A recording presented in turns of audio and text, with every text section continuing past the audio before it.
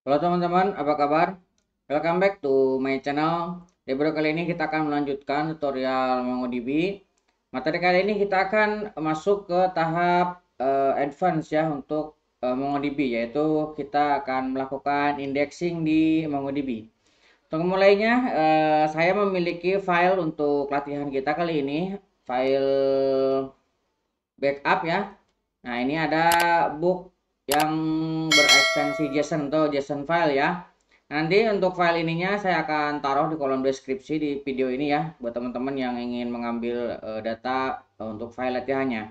Oke, langkah pertama kita akan melakukan restore dulu ya. Nah, ini kita akan menggunakan Mongo Kompas untuk restorenya. Nah, kita akan gunakan koneksi yang dulu pernah kita buat. Oke. Nah, di sini kita akan buat database baru. Kita akan tambahkan plus, misalkan kita akan buat book DB. Nah, kita akan buat book DB. Nama collectionnya misalkan books ya. Misalkan books untuk nama collectionnya. Saya akan create. Nah, ini sudah terbentuk ya. Book DB. Nah, dari sini collectionnya akan kita buka. Kita akan add data. Nah, add data akan kita import file ya. Kita akan pilih filenya ini. Nah, pilih tipe datanya JSON ya. Kemudian kita akan lakukan import. Oke, sudah selesai. Nah, ini sudah masuk ya. Tuh, ini datanya sudah masuk ke dalam database. Oke. Nah, teman-teman untuk proses indexingnya, teman-teman bisa menggunakan di sini. Di sini ada index ya tuh. Ini baru ke create ID, ini ada explain-nya juga. Nah, ini bisa dari sini. Ataupun teman-teman bisa menggunakan Visual Studio Code yang sebelumnya kita gunakan. Kita akan gunakan ini aja ya, Visual Studio Code biar kalau ini udah jelas lebih mudah karena udah terlihat ya. Explain-nya detail tuh. Bisa kelihatan dari sini. Nah, supaya di sini ada view juga. Nah, ini nanti kita untuk bahas yang lebih advance di sininya kita akan di video sebelumnya. Yang sekarang kita akan gunakan yang ini dulu ya, yang versi manual dulu lah, versi manualannya. Oke, ini kita akan koneksikan. Kita akan klik kanan dan refresh dulu ya. Nah, tadi sudah kita restore book DB. Nah, ini ya nama DB dan collection-nya. Kita akan create new playground untuk tahap awal. Ini ya. Seperti biasa kita harus memilih dulu database yang akan kita gunakan. Nah, book DB. Nah, kemudian kita akan coba tampilkan. Nah, tadi nama collection-nya adalah books ya. Dot. Kita akan coba tampilkan semua datanya dulu ya. Supaya kita bisa mengetahui datanya sudah masuk atau belum. Oke. Ini datanya sudah ada ya. Nah, sekarang kita akan masuk ke proses indexing. Ini cara untuk mendapatkan indeks kita harus ambil dulu. Teman-teman untuk melihat indeks bisa dari kalau misalkan menggunakan kompas. Mau kompas ini kelihatan ya di sini ada indeks, tinggal dilihat nih. Ini ID untuk indeksnya. Tapi kalau misalkan di sini juga dari sidebar kita bisa melihat nih. Ini ada books. Kemudian di sini ada indeks. Teman-teman bisa lihat di sini ada satu indeks namanya ID. Jadi ID ini indeks yang dibuat secara otomatis ketika kita membuat satu dokumen ya, ada ID-nya atau primary key-nya kalau di RDBMS langsung dibuatkan. Oke. Jadi secara cara kerja indeks di MongoDB dengan di RDMS hampir mirip. Jadi digunakan untuk mempercepat mendapatkan data atau menemukan data. Jadi prinsip kerjanya juga sama. Untuk dokumen yang tersusun akan diurutkan atau akan dibuatkan indeksnya supaya ketika kita melakukan pencarian itu bisa didapatkan dengan cepat. Oke. Nah, sekarang kita akan coba explain ya. Nah, kita akan coba lihat. Ini sidebarnya kita tutup dulu aja supaya lebih lega ya. Nah, pertama kita akan db dot. Nah, kita akan coba ambil seperti biasa kan kalau misalkan untuk explain kita harus ada perintah selectnya dulu. Nah, kita akan mengambil buku dengan title misalkan yang ini ya, yang gampang nih, yang paling atas. Kita akan copy, kita taruh ke sini.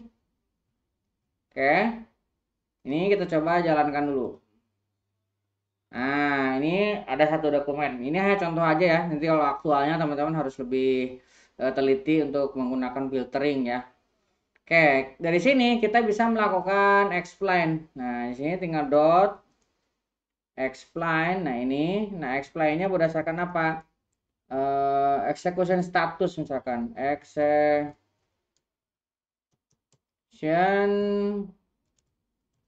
status. Nah, seperti ini ya. Nih, kita coba jalankan. Ini ada error. Oh, executionnya salah nih.